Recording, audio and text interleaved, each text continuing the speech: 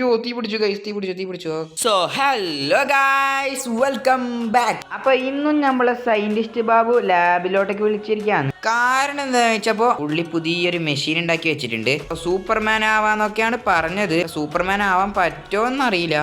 എൻ്റെ ചെറുപ്പം തൊട്ടുള്ളൊരു ആഗ്രഹമാണ് സൂപ്പർമാൻ ആവാനുള്ളത്. അപ്പോൾ നമ്മുടെ സയന്റിസ്റ്റ് ബാബു അത് നിറവേറ്റി തരുന്ന പറയുമ്പോൾ സന്തോഷമുണ്ട്. അപ്പൊ നമുക്ക് സൂപ്പർമാൻ ആയി കഴിഞ്ഞാൽ അടിപൊളിയായിരിക്കും. എന്തായാലും നിങ്ങൾ സബ്സ്ക്രൈബ് ചെയ്യാം. അങ്ങനെ നമ്മളിതാ സയന്റിസ്റ്റ് ബാബുവിന്റെ ലാബിലോട്ടൊക്കെ എത്തിയിട്ടുണ്ട്. നമുക്ക് നമ്മളെ സയന്റിസ്റ്റ് ബാബുവിനെ പോയി കാണാം. അങ്ങനെ മണിക്കൂറുകൾ കാത്തിരുന്ന ശേഷം സയന്റിസ്റ്റ് ബാബുവിന്റെ മെഷീൻ പ്രവർത്തിച്ചു തുടങ്ങിയിട്ടുണ്ട്.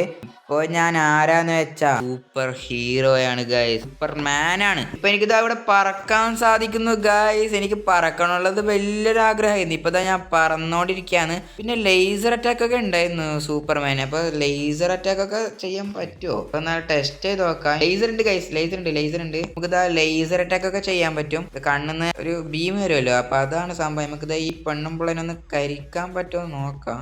Laser beam. ഓ, കരിക്കാനൊന്നും പറ്റുന്നില്ല, പക്ഷെ ആവുന്നുണ്ട് കേട്ടോ. നമുക്ക് എന്തായാലും നമുക്ക് കരിക്കാൻ പറ്റുമോ നോക്കാം. ഇല്ല ഗൈസ്, കരിക്കാനൊന്നും പറ്റുന്നില്ല. പക്ഷെ പെണ്ണുമ്പളെ ചത്തോട്ടാ. ഹൈക്കോട്ട് നാളെ വന്ന് ഇതാക്കി നോക്കാം. അയ്യോ തീ പിടിച്ചു ഗൈസ്, തീ പിടിച്ചു. പറന്നോണ്ടേ ഇരിക്കാം. നമ്മളെ സയന്റിസ്റ്റ് ബാബു ഇപ്പോൾ ആട് സീനാണ്.